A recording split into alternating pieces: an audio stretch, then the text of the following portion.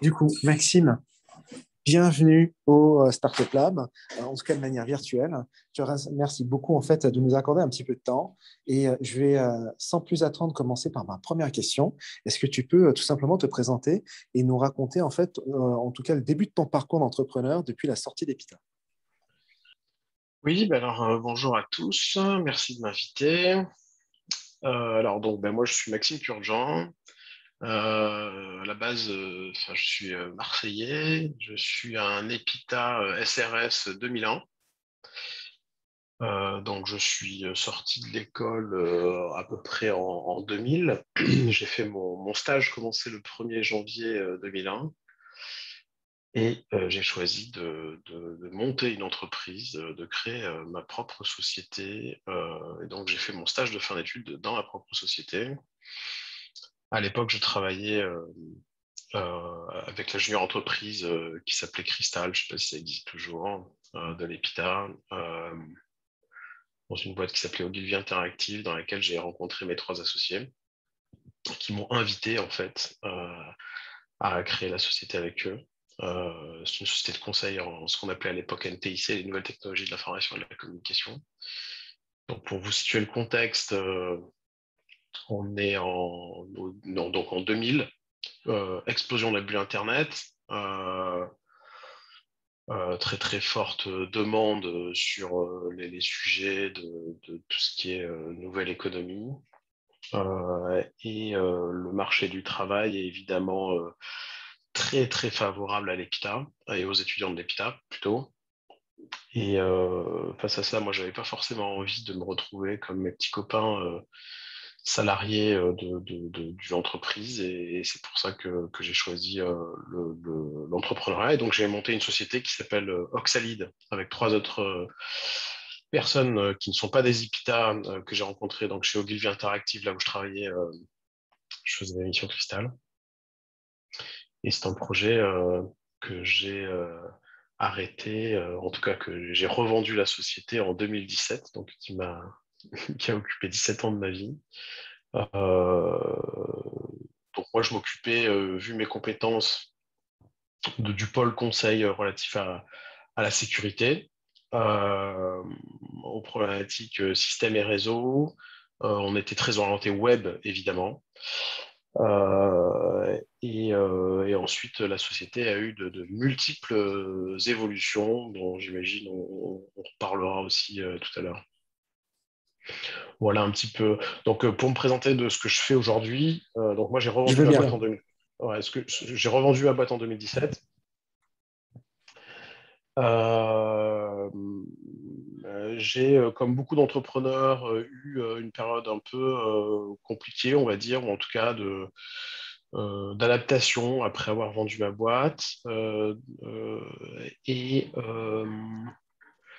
j'ai fait de l'investissement en tant que ce qu'on appelle business angel, donc du VC, investissement dans des startups, dans 2 secteurs d'activité. Le premier, c'est le digital, qui était mon métier d'origine, là où j'avais le plus d'expertise, de réseau. Je me suis aussi tourné vers ce qu'on appelle l'impact ou l'économie sociale et solidaire aussi. Donc, je suis aussi business angel dans ce secteur-là. Donc, j'ai 2 thèses d'investissement en tant que business angel. Je travaille beaucoup en groupe, en fait. Je ne suis pas un investisseur isolé. Donc, je suis dans des structures du type 50 Partners, qui a été une des premières structures que j'ai rejoint d'investisseurs. Donc, c'est un collectif d'entrepreneurs. Je suis aujourd'hui managing partner chez SAS Partner. Donc, SAS Partner, c'est une holding d'investissement. Alors, on y reviendra peut-être tout à l'heure, mais ce n'est pas un fonds d'investissement, c'est une holding d'investissement, c'est légèrement différent, qui est constitué essentiellement d'entrepreneurs, de founders, qui ont quasiment tous vendu, qui ont donc tous des moyens financiers, qui doivent réinvestir. Euh, et on investit ensemble dans des projets. Donc, je suis plutôt sur une posture, on va dire, de collectif qu'une posture individuelle. Et pour compléter mon profil, j'ai une troisième casquette, qui est une casquette philanthropique. Votre génération est une génération qui est à la recherche de sens, mais il n'y a pas que votre génération, il y a aussi des gens un peu plus vieux. Et c'est pour ça que quand j'ai vendu ma boîte, j'ai sanctuarisé une partie de l'argent que j'ai touché dans une fondation qui travaille sur 3 sujets. Le premier sujet, c'est la lutte contre la corruption et l'évasion fiscale. Le deuxième sujet, c'est le pluralisme des médias et l'indépendance des médias. Et le troisième sujet, c'est le renouveau de la démocratie. Voilà un petit peu aujourd'hui les 3 activités, ou en tout cas une activité d'investissement qui est sur 2 secteurs différents, le digital et l'impact, et une activité philanthropique. Voilà ce que je fais à peu près de mes journées, en plus de m'occuper de ma femme et de mon fils. Effectivement, ça continue à faire des journées chargées. Je veux bien, si tu veux bien, Maxime, qu'on revienne en fait au début. Et surtout, qu'est-ce qui t'a poussé à entreprendre? Alors, j'ai bien compris qu'on t'a invité à créer Oxalide, mais tu aurais pu refuser, tu aurais pu en fait être attiré par l'une des nombreuses offres d'emploi que j'imagine tu aurais pu recevoir à l'époque. Qu'est-ce qui a fait que tu t'es lancé dans cette aventure? Alors, voilà comment ça s'est déroulé au moment où j'ai pris la décision. C'est-à-dire que maintenant, 20 ans après, je peux post-rationaliser et trouver d'autres raisons beaucoup plus euh, importantes, on va dire, qui m'auraient poussé vers l'entrepreneuriat. Mais en tout cas, à ce moment-là, donc moi je suis SRS. À Marseille, j'ai eu la chance de faire un lycée plutôt bien coté qui s'appelle le lycée Thiers, et l'essentiel, enfin, quasiment tous mes potes font ce qu'on appelle des grandes écoles, HEC, l'ESSEC, Polytechnique. Et moi, bon, moi, j'étais un passionné d'informatique, donc j'avais aucun problème comment dirais-je, de jalousie ou quoi vis-à-vis d'eux. Donc j'étais comme un poisson dans l'eau à l'EPITA. Et j'étais très content d'avoir fait l'EPITA. Euh, mais je voulais pas aller directement sur le marché du travail parce que je savais très bien comment ça allait se passer. J'allais devenir une unité de production dans une entreprise. Surtout qu'à notre époque, en fait, on finissait le plus souvent chez un intégrateur ou dans une SS2I. Maintenant, on dit ESN. Et en fait, vous êtes quoi? Vous êtes une unité de production. Vous avez une certaine rentabilité qui dépend de votre taux d'occupation, de votre taux horaire. Et comment dirais-je, j'avais la prétention de faire un peu plus que ça. Donc, enfin, en tout cas, d'être un peu plus que ça. Et donc, j'avais déjà quasiment pris la décision de compléter mon cursus très tech par un cursus plutôt finance. Donc moi, je voulais, après l'EPITA, enchaîner sur une formation plutôt finance qui allait faire de ma formation, enfin, qui allait faire de mon profil, de mon CV, quelque chose d'un peu plus pluridisciplinaire et donc pas me retrouver à intégrer des firewalls toute la journée, quoi. Euh, euh, et puis est arrivée cette proposition que franchement, je n'avais pas du tout anticipé. Chez de mes collègues de travail chez Ogilvy. Chez Ogilvy, je me suis aussi rendu compte, donc Ogilvy, c'était pas mon employeur, mais c'était là où je faisais mes réunions, mes missions cristal. Je me suis rendu compte que ma relation au travail était quand même assez déséquilibrée. Ça veut dire que en plus de ne pas vraiment supporter d'être une unité de production, je m'étais rendu compte aussi que j'étais très engagé dans mon boulot. Je n'arrivais pas à faire les choses à demi-mesure. Surtout que c'était quand même une époque avec très euphorique côté business. Il y avait vraiment des projets exceptionnels de partout. Euh, et j'avais déjà compris à Ogilvy que comme je travaillais beaucoup, en fait, un salarié qui travaille beaucoup, c'est un salarié qui vraiment fait des chèques à son patron, quoi. Parce que c'est pas lui qui vous paye, c'est vous qui lui donnez de la richesse. Et ça aussi, alors, je suis peut-être égoïste, mais en tout cas, ça m'allait pas. Et du coup, quand on m'a fait la proposition je me souviens très bien, hein, pour la petite histoire, ça s'est passé au drugstore. Donc, les locaux d'Ogilvy étaient sur les Champs-Élysées. Il y a mes 3 futurs associés qui m'ont dit, Maxime, on a un truc à te proposer, est-ce que tu veux venir? On est allé prendre un café au drugstore à quelques pas de là où on travaillait. Et ils étaient trois, ils étaient plus âgés que moi, évidemment, hein. Moi, j'avais 21, 22 ans. Eux, ils avaient un peu moins de la trentaine. Et ils m'ont dit, voilà, on va poser notre DEM. Donc, ils étaient évidemment tous salariés. Dont il y avait le directeur technique et des consultants de Ogilvy. On va poser notre DEM au mois de mai ou juin, quelque chose comme ça, et 2000. Et on aimerait que tu nous rejoignes dans un projet entrepreneurial. Tu seras le quatrième, tu auras un quart du capital comme nous, et que tu t'occupes, que enfin, ta complémentarité en termes de compétences nous intéresse, que tu t'occupes des problématiques de sécurité, d'hébergement déjà à l'époque évidemment. Et j'ai dit oui tout de suite, parce que je me suis rendu compte en fait que que ça allait m'apporter vraisemblablement des choses que j'aurais appris dans un cursus, dans un MBA finance, que c'était exactement l'échappatoire que je voulais vis-à-vis du salariat, vis-à-vis de se retrouver, encore une fois, une unité de production dans une boîte, que quand on est work alcoolique, ben, il vaut mieux être entrepreneur que salarié, en termes de partage de richesse, j'entends. Et donc, j'ai dit oui tout de suite, mais ils m'ont dit, mais tu veux pas un peu réfléchir si tu veux, tu peux nous donner ta réponse demain ou la semaine prochaine. Je dis, ah non, c'est go, let's go. Et puis, alors voilà l'histoire, si tu veux. Et puis, il y a aussi autre chose, c'est que donc j'avais 21-22 ans. À 21-22 ans, on peut prendre beaucoup de risques. Enfin, j'avais évidemment pas de femme, pas de charge, pas de crédit à payer, rien du tout.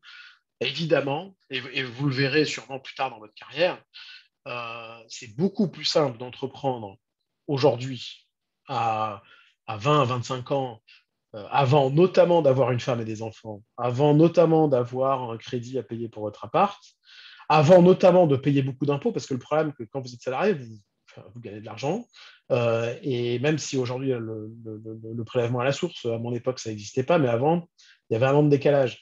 Donc les gens, quand on devenait entrepreneur, la première année, c'était très compliqué parce qu'il fallait payer des impôts sur une rémunération qui était bien souvent assez élevée de l'année précédente.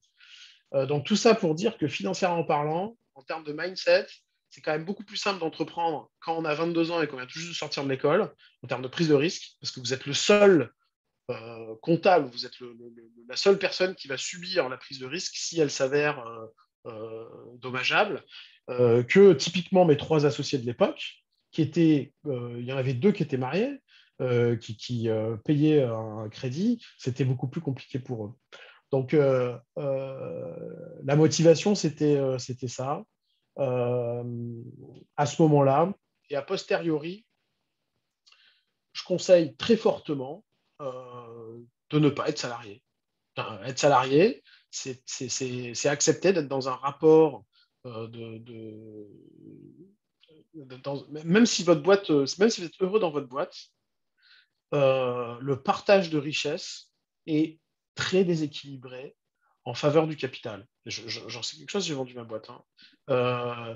Est-ce que je Donc, peux te couper à ce stade, Maxime, parce que c'est super intéressant ce que tu dis. De l'autre côté, à part si tout le monde devient solopreneur et gère en fait sa carrière tout seul, si on devient entrepreneur, on a quand même besoin qu'il y ait d'autres personnes qui soient employées. Donc, à quel point en fait tu conseilles de ne pas devenir employé, enfin salarié, puisqu'il faudra quand même en avoir. oui, alors, bien sûr que il y a des gens qui vont accepter ce déséquilibre. Alors, déjà, l'essentiel des gens n'ont même pas conscience de ce déséquilibre, hein. Mais une fois qu'on le sait, on peut l'accepter.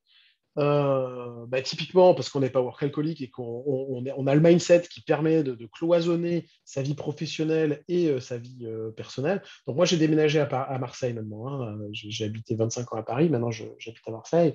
Je ne sais pas si vous êtes tous à Paris là ou s'il y a des gens qui habitent en province, mais typiquement en province, on a un rapport au boulot qui est quand même beaucoup plus distant que ce que j'ai pu voir dans ma carrière à Paris. Donc tout ça pour dire que le salariat, ça reste quand même la forme de travail la plus répandue aujourd'hui, de manière écrasante, hein. 90% je ne sais pas exactement les stats, mais c'est vraiment écrasant, hein. Le salariat, c'est l'essentiel des gens qui travaillent en France, c'est des salariés. Euh, Parce qu'il y a une protection, parce que y a une sorte de train-train que certaines personnes acceptent, voire désirent en fait. Donc oui, bien sûr. faudrait pas que tout le monde soit entrepreneur, sinon les entrepreneurs feraient travailler personne, ou en tout cas n'auraient pas de salariés. Et ce que je voulais dire, c'est que finalement, c'est le travail des salariés, enfin quand vous êtes dans une société de service, hein, qui enrichit le capital.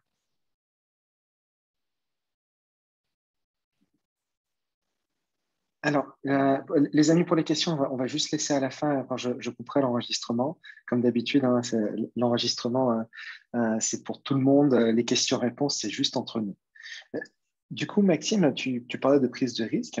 Euh, Justement, comment s'est passé le démarrage? Est-ce qu'il y a eu beaucoup de risques? Est-ce que vous avez galéré à trouver des clients et à avoir de l'argent qui rentre dans la société? Ou au contraire, ça s'est passé un peu plus facilement que prévu? Alors, tout à l'heure, je disais que j'avais quelques amis qui ont fait des grandes écoles, et notamment HEC, et ils avaient une forme de jalousie parce que moi, je savais, moi, je suis un artisan. Enfin, c'est-à-dire que je suis ingénieur, mais je suis artisan dans le sens où mes mains, mon travail à moi peut produire de la richesse. Quand vous sortez de HEC, votre travail à vous, il ne produit pas énormément de richesse. Enfin, vous ne connaissez pas un métier. Et donc, pour répondre à la question, en fait, au tout début, on était quatre associés, on était quatre consultants. Donc, on a commencé à bosser en tant que consultant. Nous avons aussi eu la chance d'avoir un premier gros dossier qui a nourri la boîte en termes de chiffre d'affaires pendant 2 ans.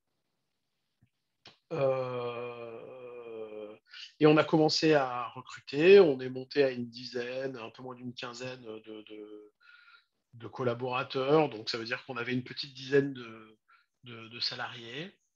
Euh, et il s'est passé... Donc ça se passait plutôt bien, hein. Le début, ça s'est plutôt bien passé. Et puis il y a eu un accident.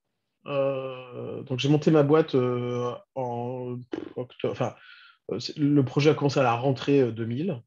Je fais mon stage de 2001, donc 1er janvier 2001, je suis stagiaire dans ma propre boîte. D'ailleurs, avec deux autres amis de l'EPITA, qui eux étaient simples stagiaires, ils n'étaient pas associés. Euh, et puis arrive le 11 septembre 2001, dont vous avez peut-être entendu parler. Donc le 11 septembre 2001, ou plutôt le 12 septembre 2001, tout le business s'arrête. Tous les grands comptes frisent leurs projets, toute l'économie s'arrête. Euh, et notamment les projets. Euh, donc évidemment, nous, on est dedans.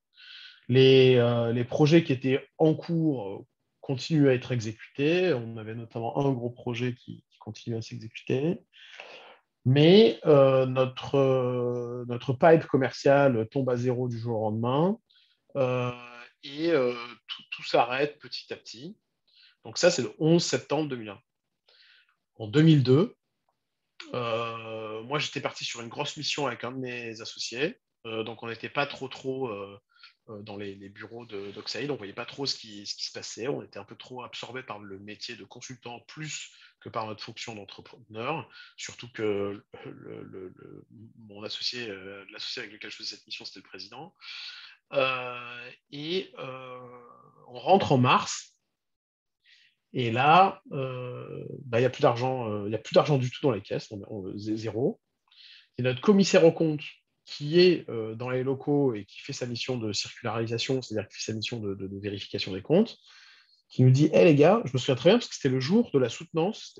La mission dont je vous parle, c'était un très très gros audit dans le labo pharmaceutique. Et on avait la soutenance de présentation des résultats de l'audit, genre à 14 heures. Donc le matin, on était au bureau, on était retourné au bureau pour imprimer, relier, tout propre, tout ça. Et la commissaire en compte était dans les bureaux et elle nous dit, surtout au président qui était le mandataire social, parce que moi j'étais salarié actionnaire, elle me dit, ben, là, vous savez que vous avez liquidé, là, dans 2 mois, on est au tribunal de commerce, la boîte va être liquidée. Je suis obligé de vous mettre une procédure de sauvegarde, ou une procédure d'alerte, je ne me souviens plus, une procédure d'alerte, je crois. Et donc, le matin de cette soutenance, on apprend en même temps que notre boîte allait disparaître et que notre responsabilité allait être engagée, puisqu'on n'a rien anticipé du tout, hein. Et donc, ça a été très compliqué l'année 2002. L'année 2002 a été très, très compliquée, puisqu'effectivement, évidemment, nous avons fait face à des problématiques de trésor graves. Quand ce genre de nouvelles arrive, ça met à rude épreuve la solidarité entre les actionnaires, et nous, ça n'a pas tenu. Euh, Moi, je ne mangeais pas, hein, pour vous dire. Alors, vous ne me voyez pas en entier là, mais là, ça fait quelques années que j'ai remangé. Mais il y a eu des périodes où je ne mangeais pas de la journée. Donc, j'avais tellement pas d'argent que j'ai découvert la faim en plein Paris, hein. Et, euh, et finalement, finalement, on s'en est sorti. Alors, c'est cool que l'histoire se termine bien. Est-ce que tu peux juste nous expliquer un peu comment tu as traversé cette période, déjà personnellement, en gros, comment tu as fait pour gérer, comment tu as fait pour ne pas abandonner et dire, bon, ben, parce que si je comprends bien, en fait, c'était pas ta responsabilité qui était engagée en termes de gestion de l'argent. Donc, tu as pu te dire, franchement, dans quel galère je me suis retrouvé, je peux aller bosser chez n'importe lequel de mes clients en 2-2 et recommencer à manger. Pourquoi tu as continué et surtout, quelles sont les solutions que vous avez trouvées business pour vous remettre en fait sur la courbe de croissance de la trésorerie et redevenir en fait sain financièrement. Alors, j'ai eu beaucoup de chance. Euh, alors, d'abord, pourquoi j'ai insisté? Pourquoi j'ai persévéré? Parce qu'en fait, 2002, donc on avait quand même une boîte qui avait 2 ans, qui avait son deuxième bilan, qui allait sur son deuxième bilan, que je ne voulais pas laisser tomber, parce que je pensais que ça avait de la valeur déjà. On avait déjà des références clients, et, euh, et en fait, j'avais un tempérament de ne pas laisser tomber. C'est une question de tempérament. Euh, Ensuite, les perspectives, en fait. Alors, pourquoi on n'y arrivait pas? J'avais une vision claire de pourquoi on n'y arrivait pas. Pourquoi ça n'avait pas fonctionné. C'est pas du tout pareil quand vous avez un échec et que vous savez pas pourquoi ça ne fonctionne pas, que quand vous savez pourquoi ça ne fonctionne pas et qu'est-ce qu'il faut changer pour que ça fonctionne. En tout cas, quand vous avez la conviction que. Donc, je savais qu'est-ce qui ne fonctionnait pas. En fait, on n'était juste pas assez agressif commercialement parlant. On se contentait de taux d'occupation insuffisants. Voilà. Et ensuite, il y a une opportunité, c'est que donc là, on devait être donc en mars, avril. En avril-mai, je décroche un contrat qui nous a sauvés, tout simplement. Euh, qui pesait à l'époque à peu près 500 000 francs. Donc, on est en 2002, donc on était déjà à l'euro, mais à ce moment-là, les gens continuent encore à parler en francs. Euh, et 500 000 francs, en fait, avec beaucoup de matériel dedans. J'ai fait avec un donneur d'ordre qui n'a pas de problème d'argent, on va dire. Donc en gros, je lui ai dit, bah, il faudrait que vous me payiez tout de suite. Et il m'a dit, ouais, bah, ok. Et du coup, ça a renfloué la boîte. Et ça nous a permis, je dis nous parce que entre associés, donc les 4 fondateurs, là, on s'est dit, ok les gars, donc la boîte va liquider. Cependant, pour préserver la responsabilité du président et du DG, on va tous bosser en tant que consultants pour renflouer la boîte jusqu'à ce qu'elle arrive à zéro. Et quand on arrive à zéro, on décide ce qu'on fait. Et du coup, on la liquidera, mais pas en liquidation judiciaire, on la liquide à l'amiable. On n'a pas des ardoises derrière nous. Donc, grâce à ce projet, en fait, et il y avait aussi mon associé président qui avait trouvé une mission très bien rémunérée dans une grosse boîte de pub aussi. On ramène la boîte à zéro et au mois de novembre, elle est stabilisée. Et donc, du coup, c'est à ce moment-là où moi, entre guillemets, je me dévoile et je dis, en fait, moi, je veux racheter toute la boîte et je veux continuer. Et donc, on a fait sortir on va dire, plus ou moins bien, 2 associés. Mon président, enfin le président de l'époque est sorti un peu plus tard plutôt enfin, amicalement, gentiment.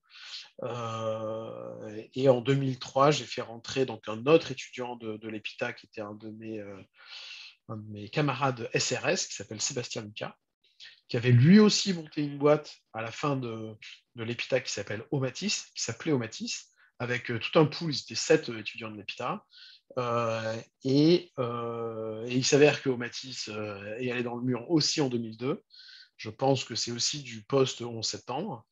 Que j'avais demandé à Omatis s'il voulait nous racheter, parce que je cherchais des appuis aussi financiers. Hein, donc, je suis allé voir Omatis. À l'époque, je ne savais pas, mais qui allait très, très mal. Mais donc, du coup, mon futur associé était là-bas, a entendu parler de moi. Enfin, on se connaissait, hein, mais on a commencé à discuter. Et là, il m'a dit, écoute, moi aussi, je vais partir de chez Omatis, et Omatis, ça va exploser. Donc, voilà. Et je suis allé voir aussi, pour la petite histoire, NBS, No Blue Screen, Philippe Humeau. Je ne sais pas si Daniel, tu l'as fait intervenir déjà, qui Pas lance encore, un. c'est Pas prévu. encore. Voilà. Qui aujourd'hui est à la tête d'un projet prometteur en sécurité qui s'appelle CrowdSec, mais à l'époque qui était patron d'une boîte qui s'appelait NBS, No Blue Screen, qui est une boîte de sécu. Et j'étais allé le voir pour lui dire rachète-nous. Enfin, de toute façon, là, le prix de rachat, c'est 1 euro, hein, c'est rien. Et ça ne s'est pas fait. Et évidemment, on s'est développé entre-temps. C'est un petit peu comme, vous savez que Pepsi a eu l'occasion de racheter Coca-Cola il y a très longtemps maintenant. Ils ne l'ont pas fait. J'imagine qu'ils ne sont pas très contents maintenant. Mais bon. Donc voilà, la motivation, c'était surtout, je pense, des sentiments personnels, enfin, une question de mindset, de persévérance, de ne pas être allé au bout de l'aventure. Et ensuite, sur les moyens, bah, un de mes associés a bossé, enfin moi aussi évidemment, mais et deux, un projet qui de manière opportuniste est tombé au bon moment, sur lequel j'étais un petit peu. J'ai demandé un paiement comptant immédiat de l'intégralité du projet, ça nous a sorti de l'ornière.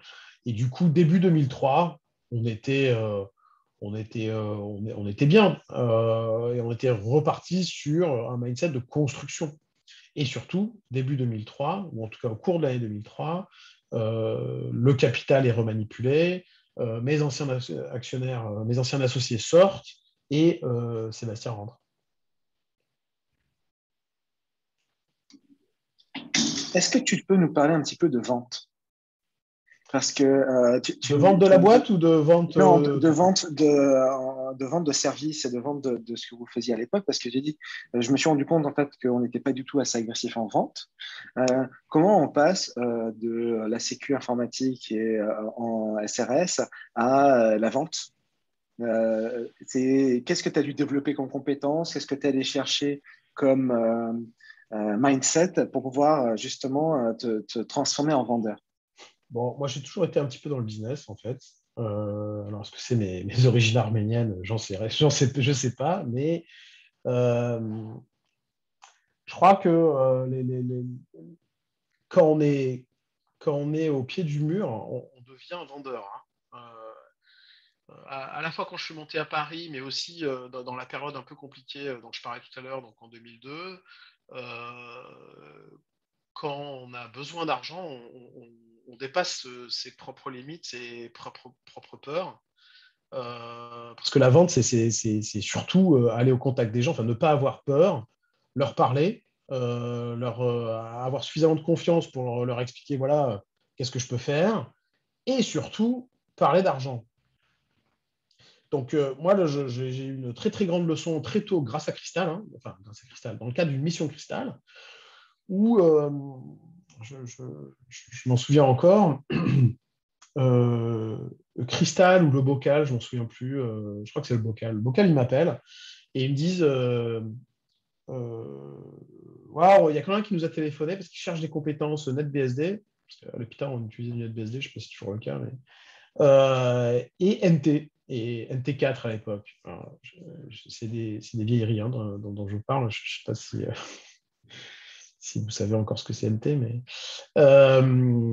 et en fait, on a un peu regardé et apparemment, il n'y a que toi qui a cette double casquette, c'est-à-dire qui est capable d'intervenir sur un système Unix type NetBSD et en ANT avec un ISS à l'époque, ou IIS, voilà. Euh, et je dis, ouais, ok, pas de problème, file-moi le numéro de téléphone, je l'appelle. J'appelle le gars il m'explique qu'il n'a plus de mail dans sa boîte depuis 2 jours parce qu'il ne sait pas pourquoi, et qu'il a besoin de quelqu'un pour intervenir. Je dis, ok, pas de problème, moi je peux venir. C'est. Alors, je me souviens plus. Ouais, c'est 1500 francs. Donc, je peux venir, c'est 1500 francs. Donc, bon, à l'époque, c'était beaucoup d'argent. Non, c'était 5000 francs, pardon. Je crois que c'était 5000 francs. Je lui dis, ouais, c'est 5000 francs. Et là, le gars, il me dit, mais 5000 francs, c'est beaucoup. Et je dis, bah, comme vous voulez, hein, voilà, 5000 francs. Et puis, euh, et puis, le gars, finalement, me dit, oui, j'y vais. Ça me prend une demi-heure à régler son problème. Bon, lui, il est content, il a du mail. Moi, je suis content, j'ai 5000 francs. Et là, en fait, il s'avère que ce gars, le patron de la boîte, là, est devenu un ami. Et il m'a dit, euh, euh, la première personne à donner de la valeur à ton boulot, c'est toi. Ça, c'est un conseil qui est ultra important, les gars. Surtout en tant qu'entrepreneur. La première personne qui doit donner de la valeur à votre boulot, à ce que fait votre boîte vis-à-vis des clients, c'est vous. Vous avez deux types de patrons. Vous avez les patrons, en fait, qui n'arrêtent pas de critiquer le produit. Euh, et du coup, qui tirent les prix vers le bas en disant, ouais, non, maintenant, on ne peut pas vendre à un tel prix parce que il y a ça comme problème, il y a ça comme problème, il y a ça comme problème. Ok, bon, mais bien sûr qu'on a besoin d'identifier les problèmes pour s'améliorer, c'est évident. Mais il faut quand même pas oublier aussi le leadership, donner l'envie, et surtout aux gens qui travaillent avec vous. Et donc, euh, la valeur dans le monde dans lequel on vit, elle se chiffre en euros. À l'époque en francs, maintenant en euros. Donc, cette leçon, je l'ai eue très très tôt, de ne pas sacrifier les prix. Je dois dire que je m'en suis servi pendant toute ma carrière. Ça, c'est le premier truc. Et le deuxième truc aussi, c'est que quand j'ai travaillé à Ogilvy, je travaillais essentiellement pour des grands comptes. Donc, quand je dis grands comptes, c'est qu'on travaillait pour Mattel, Nestlé, IBM, donc des très grosses boîtes qui ont des très gros budgets en fait et qui ne sont pas là, enfin, qui veulent que les choses soient bien faites et ont les moyens de payer pour que ce soit bien fait. Euh, à contrario, vous allez avoir d'autres personnes qui, dans leur début de carrière, parce que le début de carrière est assez structurant quand même dans vos mindsets professionnels, seront plutôt en relation avec un tissu PME. Et en fait, les PME, il y a très très peu de PME qui sont prêtes à payer le prix pour avoir du bon boulot. Et donc, moi, quand j'ai commencé Oxalide, et même quand j'étais donc à l'EPITA SRS, je travaillais pour Cristal, je travaillais déjà sur des projets à 1 million d'euros pour IBM ou Nestlé, sur des plateformes critiques. Et je savais déjà, on avait déjà des visions budgétaires hein, à l'époque, je savais déjà que pour IBM, claquer 100 000 balles pour la migration d'un de leurs site web de telle à telle plateforme, c'était pas un problème. Et donc, en fait, ça donne de la confiance sur la capacité de vendre, sur la capacité de vos prospects à payer. Donc, voilà. Donc, ce que j'ai appris, c'est que, déjà, c'est une question de confiance en soi. Il faut être sûr de ce qu'on vend, de la valeur qu'on apporte. En tout cas, moi, en tant que tech, en tant qu'artisan, évidemment, faut que je sois convaincu de la valeur de ce que j'apporte à mes clients, pas avoir peur de mettre un prix en face. Et du coup, en fait, vous êtes encore meilleur quand vous êtes persuadé de ça, parce que vous arrivez à parler de manière concise, précise de votre produit, de ce que vous vendez, et du coup, les ventes se passent mieux. Nous, on a eu en fait une accélération côté business en 2008 à peu près. En fait, ce qui se passe, c'est que on a eu plusieurs vies. On a eu une vie donc de 2000 à 2003, que je vous ai expliqué, qui a été avec un capital particulier. Ensuite, en 2003, donc, il y a Sébastien qui m'a rejoint, qui a remplacé mes anciens associés. Et ensuite, de 2003 à 2007-2008, attention, vous allez vous moquer de moi, mais en fait, la boîte était dans une croissance molle. Pourquoi Parce qu'on n'était pas très sérieux, on n'était pas très engagé dans le projet de la boîte. Et notamment, on jouait à un jeu qui s'appelait World of Warcraft. Et je dois dire que ça a eu un impact assez significatif sur la vitesse de développement de la boîte. Euh, en 2007-2008, on a commencé à se dire, ce serait bien quand même de clarifier notre stratégie de manière à pouvoir nous présenter facilement à des prospects et de mieux définir notre périmètre d'intervention et compagnie. Et ça a été extrêmement favorable, parce que quand vous allez vers les gens et que c'est compliqué de vous présenter, en fait, les gens, ils ne retiennent pas. Ils disent, mais qu'est-ce qu'il fait lui On dirait que même lui-même, il ne sait pas ce qu'il fait. Et donc, grâce à on a pris un consultant, hein, une consultante pour nous aider sur ce sujet-là. Euh, le business a commencé à décoller. Et ensuite, il y a eu un deuxième événement qui a vraiment libéré l'ambition chez nous. C'est notre première proposition de rachat. Donc, je pense que maintenant, je peux le dire. Il y a le groupe Smile qui nous a fait une proposition de rachat. Donc, Smile, c'est un gros groupe open source qui vient d'ailleurs d'acheter Alterway, un de nos anciens concurrents. Smile nous fait une proposition à un certain prix qui était qui a posteriori était un prix faible, mais en vérité, nous, à notre âge, avec Sébastien, c'est déjà un prix où on se dit waouh, super. En fait, ça nous fait réaliser que notre boîte a de la valeur et que c'est dommage quand on a un truc qui a de la valeur entre les mains de ne pas y travailler, de ne pas l'emmener plus loin, en fait. Et ça a complètement libéré notre ambition. Et à partir, donc ça, c'est passé en 2010. En 2010, on s'est vraiment dit, non mais attends, mais là, en vérité, on peut être leader. On est un acteur très important de l'hébergement web open source. Faut qu'on transforme l'essai. Et on s'est mis des objectifs plus importants. Et pour revenir à ta question initiale, le commerce, ça passe d'abord par donner de la valeur à ce qu'on fait, être persuadé de la valeur de ce qu'on fait, cette notion aussi de confiance en soi, notamment sur la négo et les prix. Après, je dois dire une chose, on a eu beaucoup de chance. Il faut savoir qu'on vend des bouteilles d'eau en plein désert. Nous, Oxalide, nous vendons, enfin en plein désert, euh, en fait, nous vendons du DevOps à un moment où il y a zéro ingénieur DevOps disponible sur le marché. Donc, en fait, on a une traction commerciale qui est très, très forte. C'est d'ailleurs un problème hein, dans la vie des boîtes, quand la vente est entre guillemets facile, quand il y a trop d'appels entrants, comme on appelle ça. Ça crée un mindset un peu particulier chez les commerciaux. Mais notre problème n'est pas du tout un problème d'acquisition commerciale. Notre problème est un problème de delivery, c'est-à-dire de capacité à livrer nos clients. Commercialement parlant, nous avons eu peu de friction, d'épreuves, de difficultés. Le sujet était surtout d'arriver à délivrer. Donc, en gros, pour savoir, enfin, pour avoir des conseils sur quelles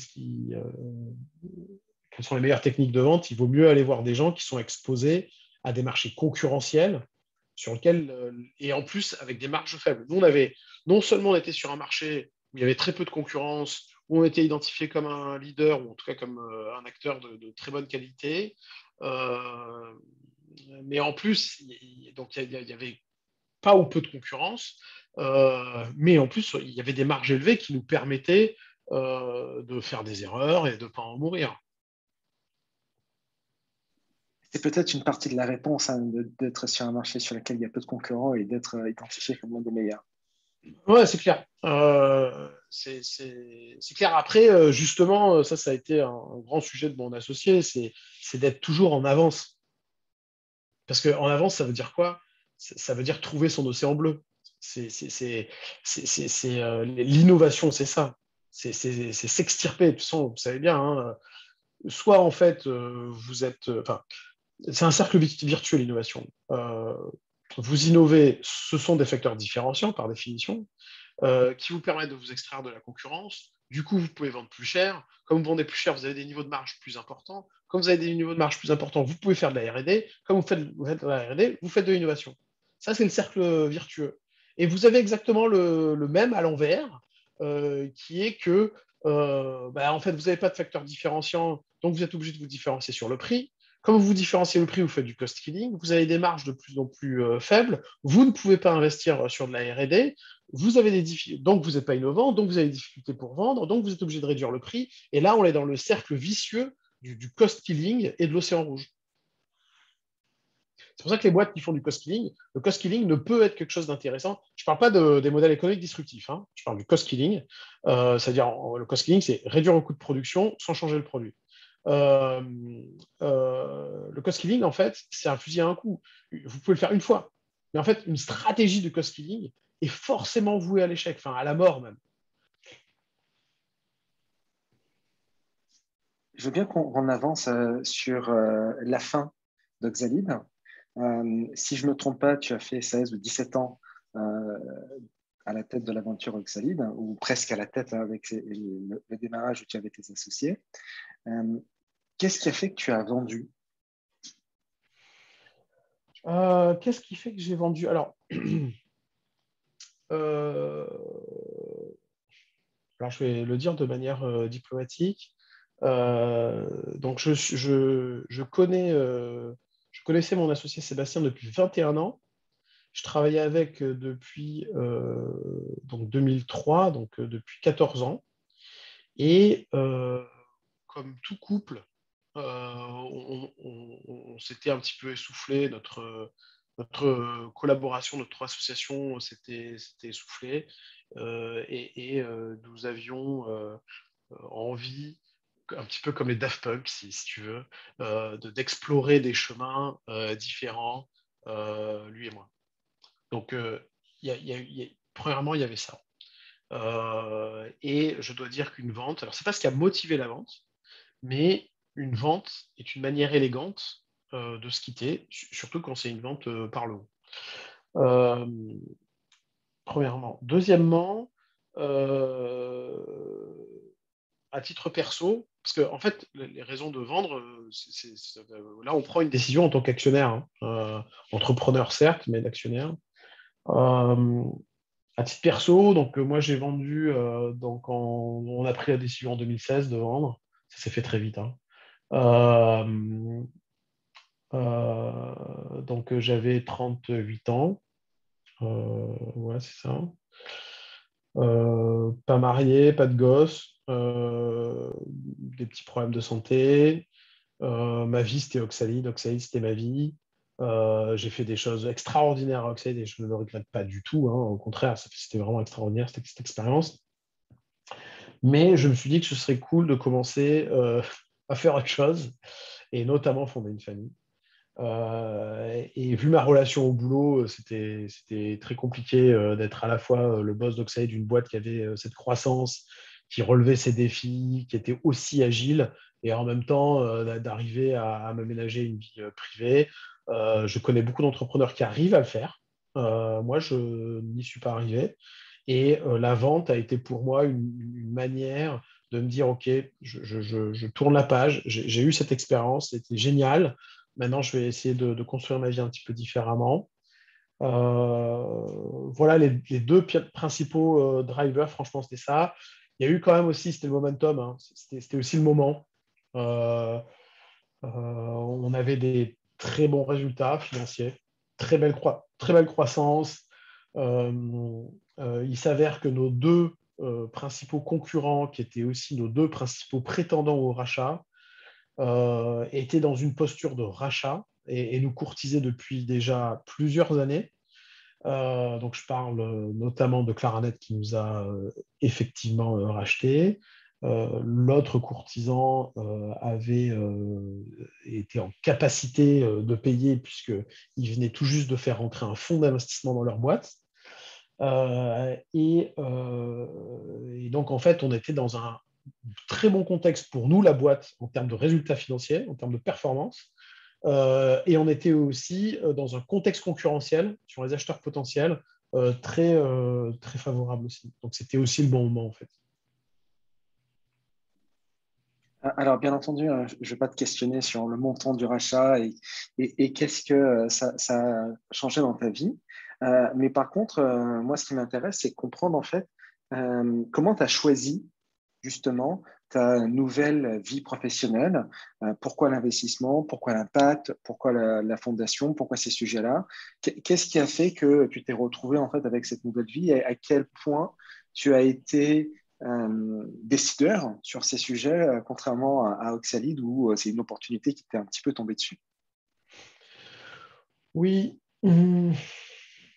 Alors, de toute façon, ce qu'il faut savoir, c'est que moi, j'ai fait quelque chose d'un peu atypique. En tout cas, la vente a été un peu atypique dans le sens où, quand vous vendez une société de service, le plus souvent, quasi systématiquement, dans notre cas, c'était totalement euh, euh, exceptionnel que l'acheteur n'exige pas que les founders restent dans la boîte au moins 3 ans, ce qu'on appelle du lockout. C'est-à-dire que normalement, quand vous vendez votre boîte, a fortiori quand c'est une boîte de service, vous êtes censé rester dans la boîte que vous venez de vendre pendant au moins 3 ans pour assurer une période de transition et vous assurer que l'acheteur va pouvoir pleinement bénéficier des ressources de la boîte qui vient de racheter. Donc, c'est une période de transition. En ce qui nous concerne, ça n'a pas été le cas. L'acheteur n'a pas mis contractuellement de clause de lockout et n'a pas non plus mis en œuvre de mécanismes positifs, incentivants, pour qu'on reste motivant, pour qu'on reste dans la boîte. Donc, on pouvait partir tout de suite. Donc, moi, je suis parti tout de suite, ce qui, encore une fois, est quelque chose d'assez exceptionnel. Euh, donc, comme je le disais tout à l'heure, j'ai quand même eu une phase d'adaptation un peu douloureuse parce que quand tu es chef d'entreprise d'une boîte de plus de 100 personnes qui va à la vitesse à laquelle allait Oxalide à ce moment-là, tu es très fortement sollicité. Ta vie est très intense. Euh, euh, tu fais beaucoup de choses, tu as du pouvoir, tu as des gens qui sont autour de toi qui travaillent pour toi, tu es très important pour beaucoup de gens. Quand tu vends et que tu sors de tes responsabilités, surtout la vitesse à laquelle je l'ai fait, tu passes du jour au lendemain pour un no-name, quoi. C'est-à-dire du jour au lendemain, bah, tu n'es plus tout sollicité, ta vie change complètement de vitesse. C'est comme si tu rentrais dans un mur. Euh, et donc ça, évidemment, psychologiquement, c'est un petit peu compliqué. Donc je ne vais pas m'épancher, mais j'ai eu quand même quelques mois, si ce n'est quelques années, un peu compliqués. Et ensuite apparaît l'essentiel. Bah, c'est qu'en fait, effectivement, encore une fois, je ne regrette pas du tout, bien au contraire, ça a été une grande richesse, opportunité. Oxide, c'était vraiment ce qu'on a fait, c'est extraordinaire. Mais euh, le luxe, le vrai luxe derrière, c'est de choisir justement la fréquence, la vitesse de ta vie. À Paris notamment, donc maintenant j'habite à Marseille, hein, il y a un culte de la fast life, d'être busy, d'être toujours occupé, d'avoir un emploi du temps rempli. Et en vérité, et surtout, il y a aussi une sorte de dévoiement, une sorte de travestissement de certains sujets comme le lean, par exemple, où il faut toujours aller plus vite, plus vite, plus vite. Alors, OK, mais en fait, à titre perso, ce qui est important, c'est que la fréquence, la vitesse de votre vie vous convienne. Et donc aujourd'hui, j'ai cette chance parce que financièrement parlant, je suis à l'abri, euh, mais d'avoir un emploi du temps que je pilote, ce qui me permet, en introduction, je le disais, de m'occuper de ma femme et de mon gosse, de profiter de moments simples de la vie. Et je dois dire que après un petit peu après avoir vendu ma boîte, un matin, je descends dans la rue et je vois des parents tracter leurs enfants pour pas être en retard à l'école, des gens s'engueuler dans la voiture parce que, tu comprends, je suis en retard à mon rendez-vous. Et je dis, waouh, oh là là, à 8h30 du mat, vous êtes déjà comme ça, les gars, mais elles ressemblent à quoi vos journées? Elles ressemblent à quoi vos semaines? Elles ressemblent à quoi votre vie? Alors, je comprends qu'il y ait des gens qui soient contraints, mais en tout cas, je pense que les gens qui sont dans ce Zoom avec nous ont quand même une certaine capacité à faire des choix. Et donc, ouais, aujourd'hui, je choisis mon emploi du temps. Alors, après, les motivations, ma motivation principale est sur ma fondation. J'aimerais en faire plus. En fait, j'en fais surtout financièrement parlant que en termes de temps. Pourquoi? Parce que je pense que tout le monde maintenant, enfin surtout chez les jeunes, vous êtes au courant qu'on a un petit souci de changement climatique, que ça devrait être la question numéro un sur les agendas politiques, sur les agendas de politique publique, et ça n'est pas le cas. Aujourd'hui, c'est toujours business as usual. Et ma fondation, en fait, ma fondation, en fait, a véritablement pour objectif de faire ce que j'ai fait à petite échelle à Oxalide. Donc, Oxalide, avant de vendre Oxalide, euh, quelques, quelques temps avant de vendre Oxalide, nous nous sommes engagés dans ce qu'on appelle un peu de manière pompeuse l'entreprise libérée. Donc, ce sont des modèles d'organisation euh, qui sont différents des modèles d'organisation classiquement déployés dans les entreprises. Donc, dans les entreprises, on est sur des modèles pyramidales. C'est même ce qu'on appelle du taylorisme. C'est-à-dire, en gros, votre patron, c'est papa, et les salariés sont les enfants. Donc, quand papa il dit qu'il faut faire un truc, bah, tu fais ce que papa il a dit de faire. Donc, c'est un modèle parent-enfant, un modèle d'autorité. Les enfants n'ont pas le droit de savoir comment on fait les enfants, par exemple. Il y a des sujets qui sont tabous. Les enfants n'ont pas accès à toute l'information. Les enfants font ce qu'on leur dit de faire. Les enfants sont réputés non responsables. C'est la différence entre les enfants et les adultes. Et donc, en fait, ne prennent pas de décision. Il n'y a que papa qui prend les décisions. Donc ça, c'est le modèle taylorisme. C'est le modèle pyramidal classique. Donc nous, évidemment, enfin, c'est pas évident, mais on est sorti de ce modèle et on est allé sur des modèles tels que Frédéric Laloux le décrit dans un bouquin qui s'appelle Reinventing Organization. C'est ce qu'on appelle les organisations organiques, organisations opales, où en fait l'idée, c'est de rentrer dans des relations adulte-adulte. C'est-à-dire que dans le cadre du management et de l'organisation de l'entreprise, on est sur de l'adulte-adulte. Alors ça veut dire quoi? Ça veut dire qu'il n'y a pas que le patron qui est responsable. En fait, la responsabilité peut être... donc responsable, ça veut dire aussi pouvoir prendre des décisions. Hein. Donc il n'y a pas que le patron qui prend des décisions et qui est responsable de ses prises de décision. C'est décentralisé. Il n'y a pas que le patron qui a accès à l'information, et notamment l'information financière. L'information circule dans la boîte.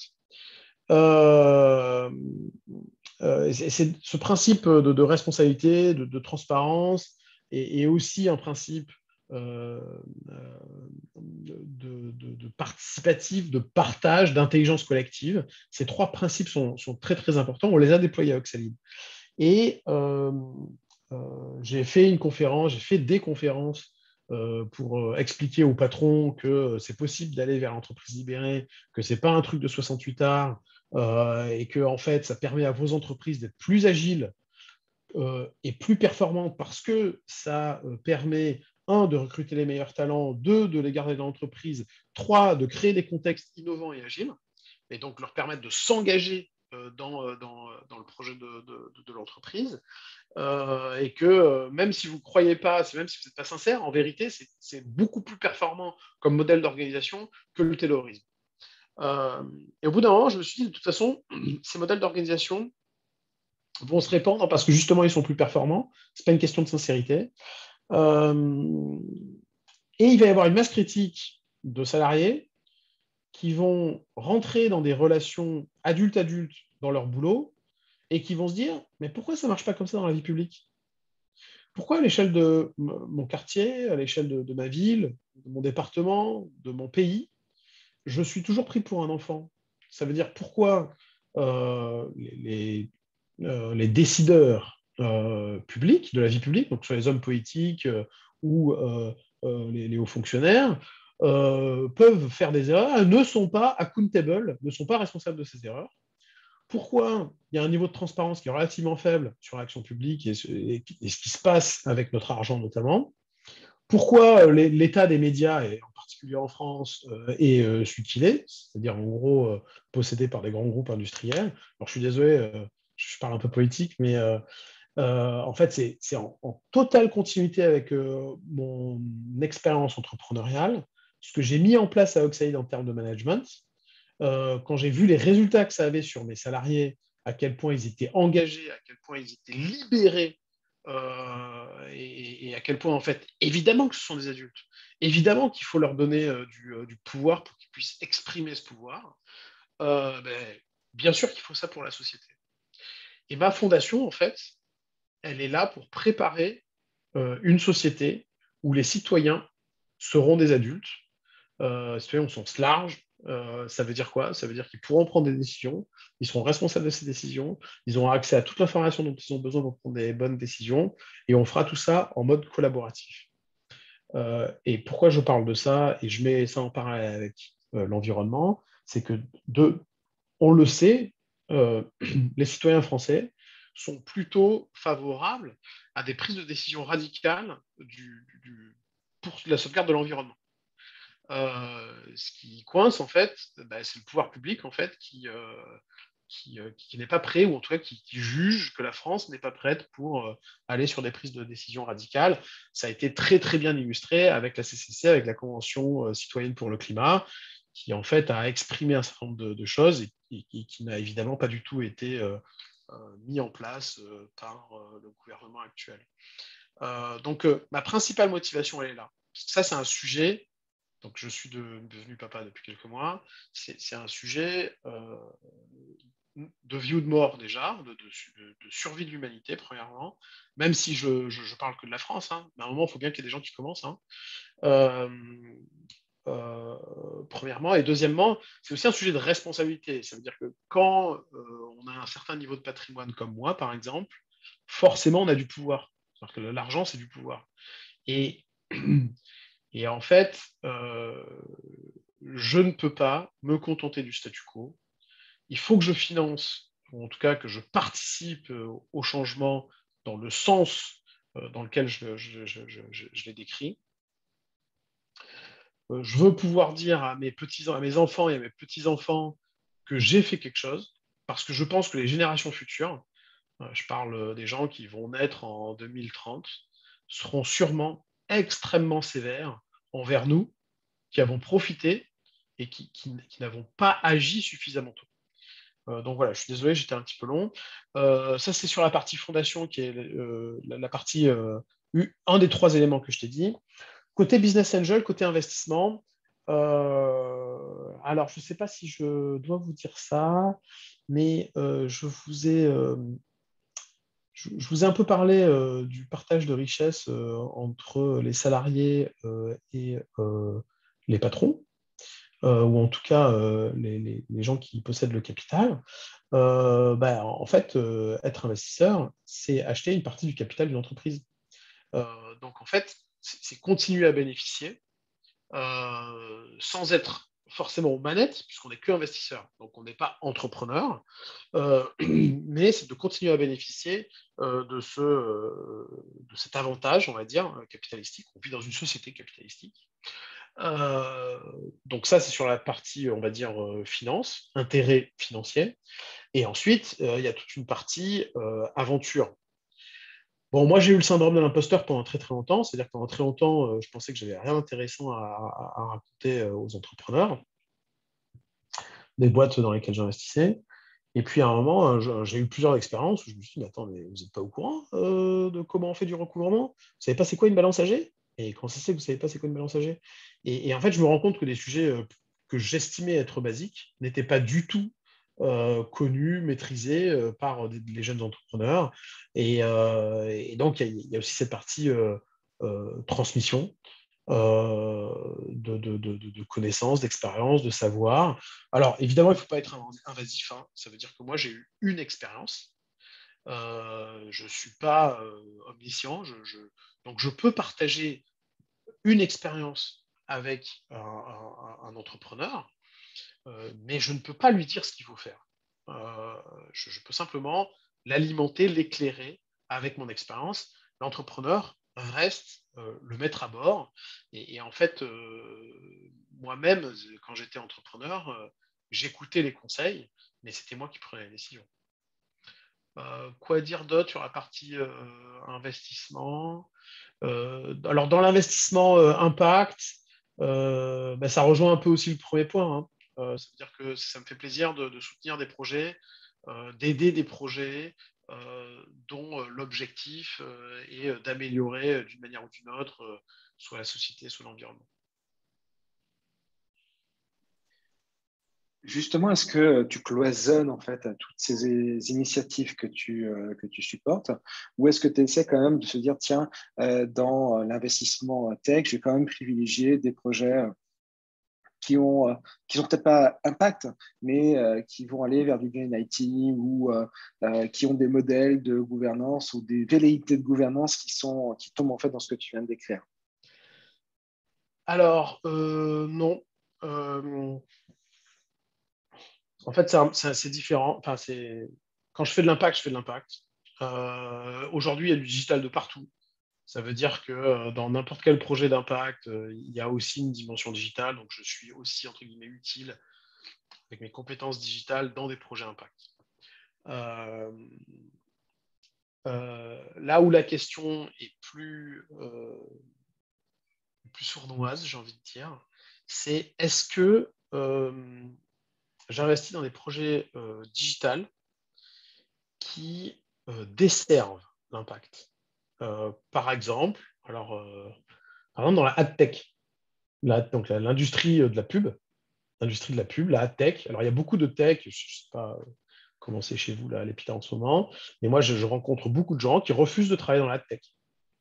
Par exemple, sur tout ce qui est privacy, parce que la ad tech est très, très liée à toutes les problématiques de privacy et d'exploitation des données personnelles Donc, en fait, je travaille plutôt en mode exclusion. Ça veut dire que dans le digital, des fois, je vois des projets qui sont assez juteux d'un point de vue financier, mais j'y vais pas parce que c'est pas mes valeurs. Voilà. Donc ça se passe plutôt comme ça.